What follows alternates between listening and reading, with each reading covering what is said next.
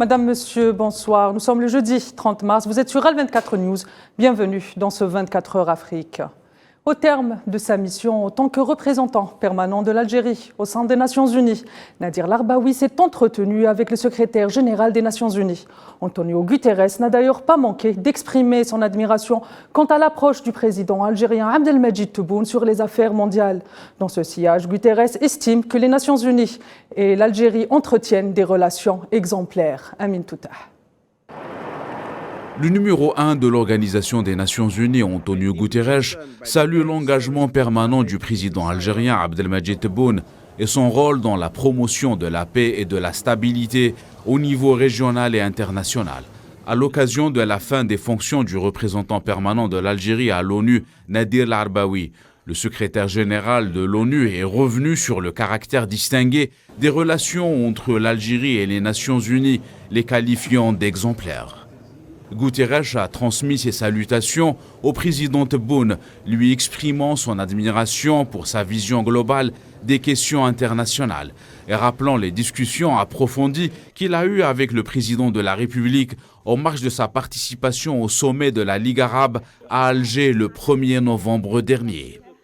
Les entretiens ont également abordé des questions régionales et internationales, à l'instar du dossier du Sahara occidental, avec la volonté d'un soutien commun pour l'envoyé spécial Staffan de Mistura, ainsi que la crise libyenne et la situation dans la région du Sahel, notamment au Mali.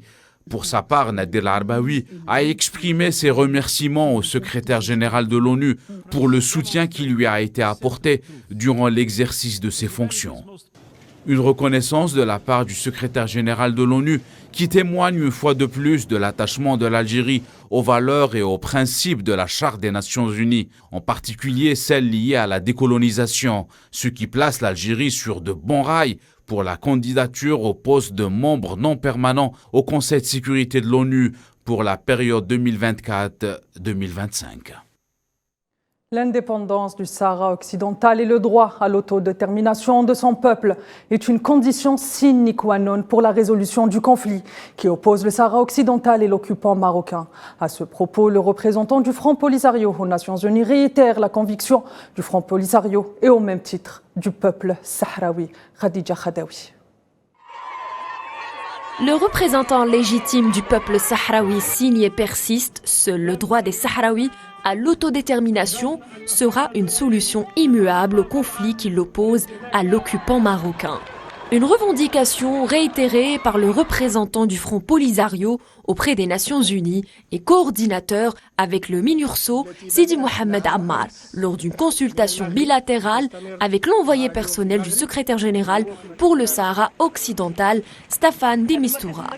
Si Mohamed Ammar affirme ainsi qu'une solution pacifique, juste et durable à la question de la décolonisation du Sahara occidental ne peut être obtenue que sur la base du plein respect du droit inaliénable et imprescriptible du peuple sahraoui à l'autodétermination et à l'indépendance.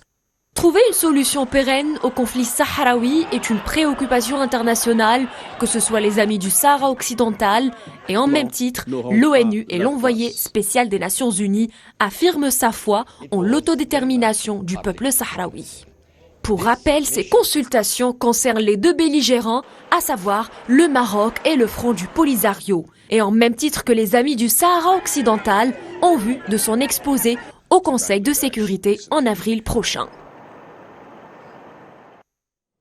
La commission libyenne 6+6 chargée de préparer et de rédiger les lois électorales et d'organiser les élections se réunira dans les prochains jours. Une nouvelle tentative afin de trouver des solutions vides juridiques et dans l'optique de définir le calendrier clair pour l'organisation d'un scrutin général dans le pays avant la fin de 2023.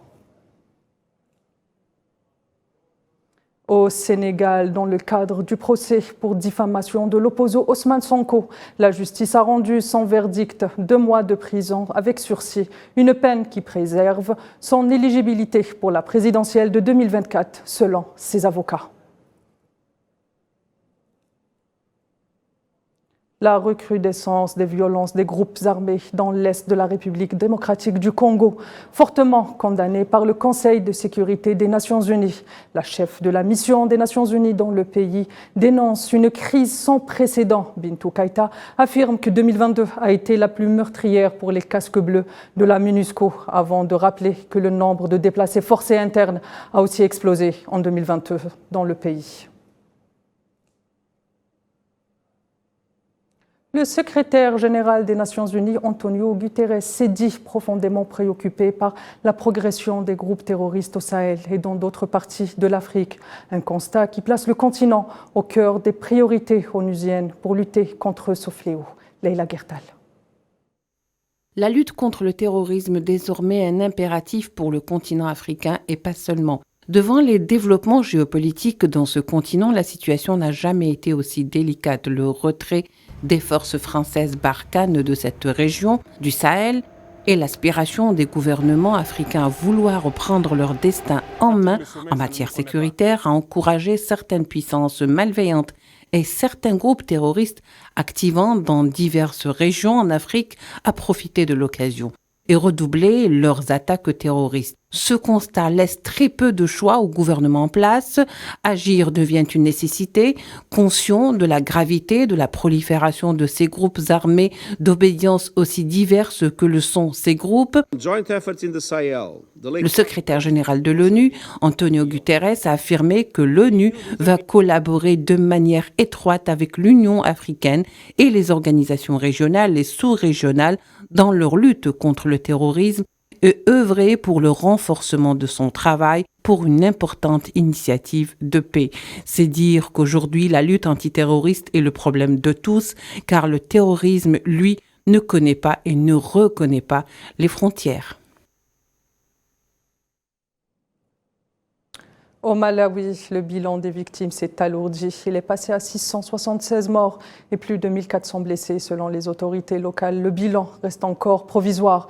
Plus de 2 semaines après la catastrophe, l'espoir de retrouver des survivants s'amenuise. D'ailleurs, les autorités du pays ont annoncé la fin des recherches.